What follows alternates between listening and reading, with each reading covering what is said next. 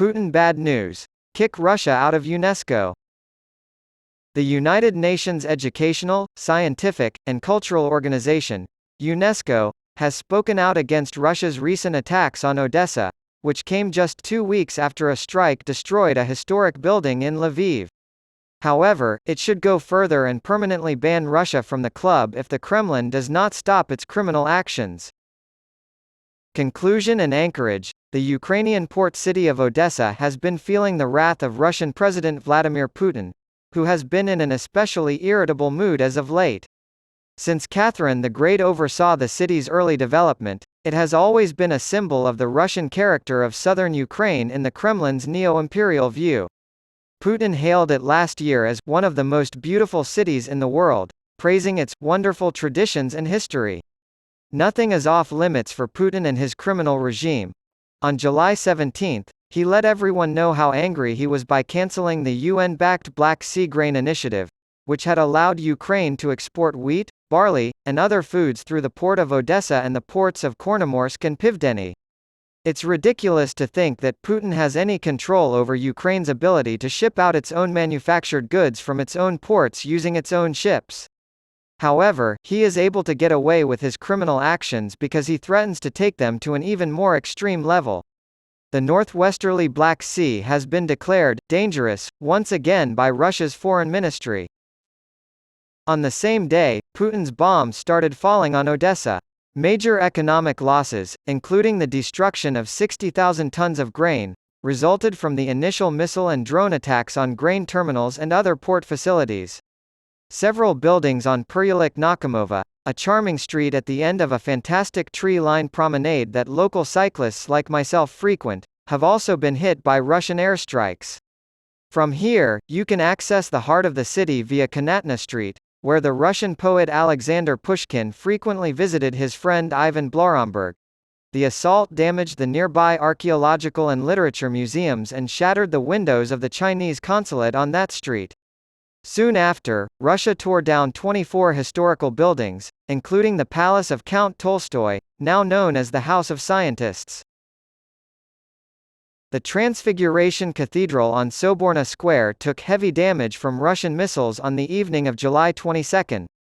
It's a place I'm very familiar with, as the square, or Soborka, as the locals call it, is where I stay whenever I'm in town. However, Putin also shares some ties to this phenomenon. Patriarch Kirill of Moscow, a Russian Orthodox bishop and Ukrainian killing enthusiast, collaborated with Putin and the KGB in 2010 to consecrate the cathedral that had been destroyed by Stalin in 1936 and later rebuilt on the dime of Odessites. The Transfiguration Cathedral has maintained its ties to the Moscow Patriarchate, in contrast to the majority of Ukrainian Orthodox churches. Putin doesn't care much about Odessa's cultural significance or the ties between the city and Russia. To hear it from Kremlin spokesman Dmitry Peskov, retaliation for Ukraine's drone attack on the Kerch Strait bridge connecting illegally annexed Crimea to Russia is the only thing that matters. Everyone, including the United Nations Educational, Scientific, and Cultural Organization, has a right to be outraged by this. The charming lane that Russia recently attacked, known as Puryalik Nakamova, is located in the historic center of Odessa, which is now on UNESCO's World Heritage List. Google Maps users can locate Puryalik Nakamova and virtually walk along it as it appeared before the recent attack by the Kremlin. The name Baryatinsky appears on a map that I have dating back to 1914. The historic center of the port city of Odessa includes this location, which is of great significance. Russia has been a member of UNESCO since 1954. Therefore, the organization should be incensed that it was bombed.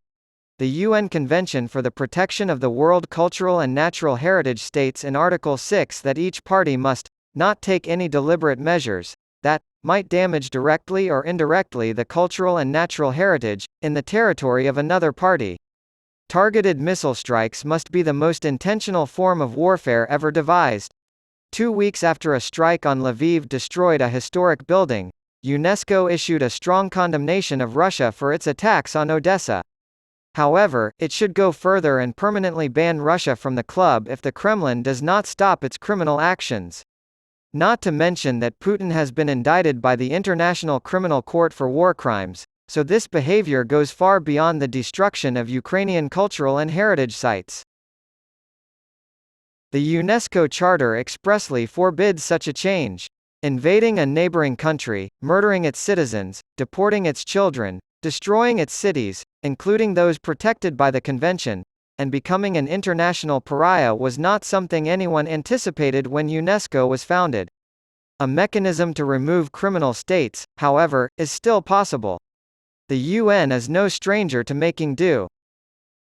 Ukraine joined UNESCO and the United Nations, UN, alongside the Soviet Union and has been a member ever since.